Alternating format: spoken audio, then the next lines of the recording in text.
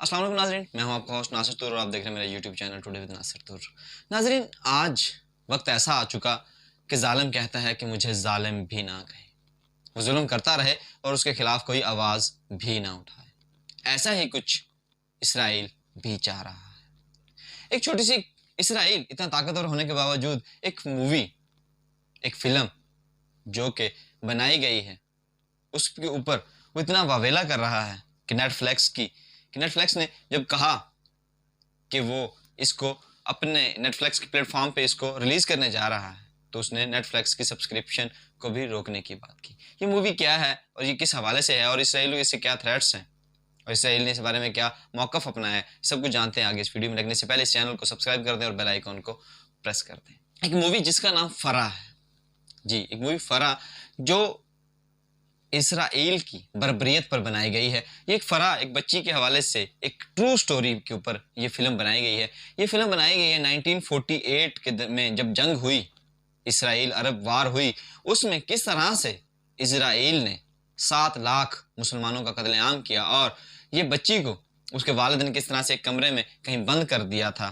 یہ 14 سالہ بچی نے کس طرح سے سروائیو کیا، یہ ساری کہانی اس بچی کے گرد گھومتی ہے اور یہ اسرائیل کی بددیانتی اور اس کی بروٹیلٹی شو کرتی ہے کہ وہ کس طرح سے مسلمانوں پر ظلم اور زیادتی کرتے رہے ہیں۔ یہ فلم جو کہ آسکر ایوارڈ کے لیے بھی نامزد ہے 2023 میں، اس کو نیٹ فلیکس پر چلنے سے منع کیا جا رہا ہے۔ یہ فلم جس فلم میکر نے بنائی ہے وہ جارڈن کے ہیں اور وہ اس سے پہلے بھی کئی ایسی موویز بنا چکے ہیں جو انسانیت پر ہیں، جس میں انسانیت کا دکھ اور درد بیان کیا گیا۔ وہ اسی طرح کی موویز اکثر بناتے ہیں، جن کا نام دار السلام ہے، ان کا نام، انہوں نے یہ فلم بنائی ہے اور اس فلم کے حوالے سے ان کا کہنا یہ ہے کہ سٹوری مجھ تک گھومتی ہوئی پہنچی اور یہ سٹوری ٹرو فیکٹس پر بیس کرتی ہے کہ یہ حقیقت پر مبنی ایک فلم ہے۔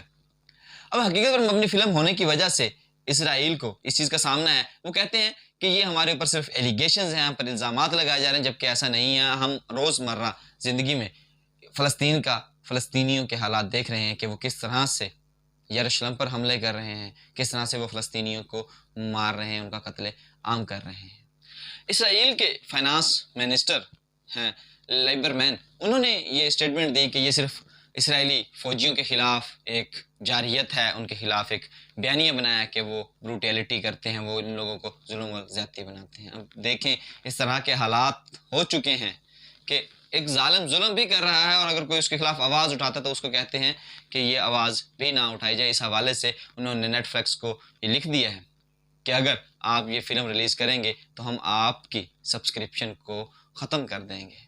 اس کے علاوہ ان کے ایک جو اسرائیل کے کلچرل منسٹر ہیں، انہوں نے کہا کہ یہ جھوٹ پر مبنی ہے، یہ فلم جھوٹ پر مبنی ہے۔ اب آپ لوگ خود اندازہ لگا لیں کہ کس طرح کی ڈٹائی ہے ان لوگوں میں کہ وہ ظلم بھی کر رہے ہیں اور اس کے اوپر اگر کسی نے آواز اٹھائی تو اس کے اوپر بھی یہ اعتراضات کر رہے ہیں۔ یہ فلم تھرسڈے سے نیٹ فلیکس پر آنے والی ہے، اس کا ٹریلر آ چکا ہوا ہے جو ایک بچی فرا کے گرد گھومتا ہے۔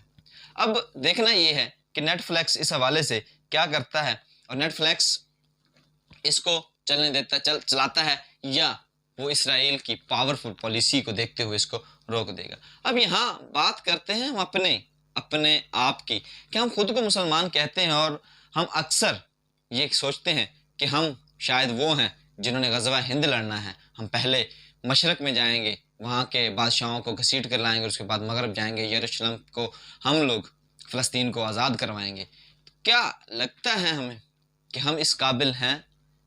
کیا ہمارے اندر جو روایات، جو ہمارے اندر صفات ہیں، یا جس طرح سے ہم لوگ چل رہے ہیں، جس طرح سے پاکستان کے حالات ہیں، پاکستان کو مولانا اسرار احمد صاحب اکثر فرماتے تھے کہ پاکستان کو اسرائیل کے توڑ کے طور پر اللہ تعالیٰ نے وجود بخشا ہے، لیکن کیا ہمارے حالات ایسے ہیں کہ ہم اسرائیل کا مقابلہ کر سکیں اور ہم اپنے مسلمانوں کی حفاظت کر سکیں؟ ہمارے معاشرتی حالات کس طرح کے ہیں؟ ہم اسلامی اقدار کے کتنے پابند ہیں؟ ہم اللہ پر کتنا بھروسہ کرتے ہیں؟ یہ کسی اور سے سوال پوچھنے کی ضرورت نہیں، اس بارے میں ہر شخص اپنا جواب دے۔